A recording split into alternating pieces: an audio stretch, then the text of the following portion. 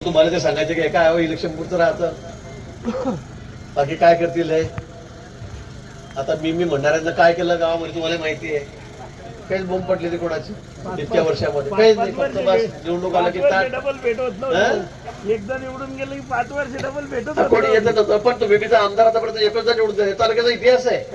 म्हणजे तुम्ही बघा, आबाजी नाना पाटील एकत्र निवडून आले, ईश्वरलाल जैन एकत्र निवडून आले, बाबूसिंग राठोड एकत्र निवडून आले, दत्तू महाजन एकत्र निवडून आले, भाऊसाहेब डोरारे एकत्र निवडले. मला वाटतं आपल्याकडे गजेंद्रराव गरुड हे 2 वेळा निवडून आले. एकदा झोपडीची नर आले होते आणि एकदा हत्तीवर आले होते.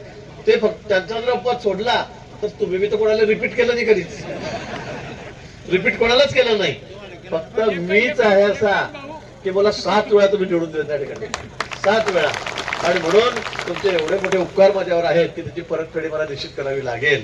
आणि म्हणून या ठिकाणी थोडीशी त्यातली उतराई या रस्त्याच्या माध्यमातून मी करण्याचा या ठिकाणी प्रयत्न केलेला आहे. अतिशय सुंदर हा रस्ता आपण या ठिकाणी तयार केला आहे. पुढचाही रस्ता मी तुम्हाला फार दिवस लागणार नाही, मी वर्षभर सांगेल तुम्हाला. आजपासून वर्षभरामध्ये पुढचाही 5 किलोमीटर रस्ता मी तुम्हाला तयार करून देतो. उद्या परवापासूनच कामाला लागतो. हा 5 किलोमीटर रस्ता मी तुम्हाला घेऊन देतो. हा रस्ताही आपण त्या ठिकाणी निश्चित तयार करू आणि आपला हा सगळा रस्ता मग आता जसे सुकर होईल इकडे येण्या जाण्याचा मार्ग, अशा पद्धतीने आपण तो या ठिकाणी करूया. पुन्हा आपल्या सर्वांना मनापासून खूप खूप शुभेच्छा देतो, इच्छा शुभेच्छा देतो. येणारे सण आपले आहेत. परवा रामनवमीचा परत या ठिकाणी इथे पाडवा झाला. त्या सगळ्या सणांच्या निमित्ताने आपल्या सर्वांना खूप खूप शुभेच्छा या ठिकाणी देतो आणि थांबतो. धन्यवाद. जय हिंद, जय भारत. धन्यवाद भाऊ.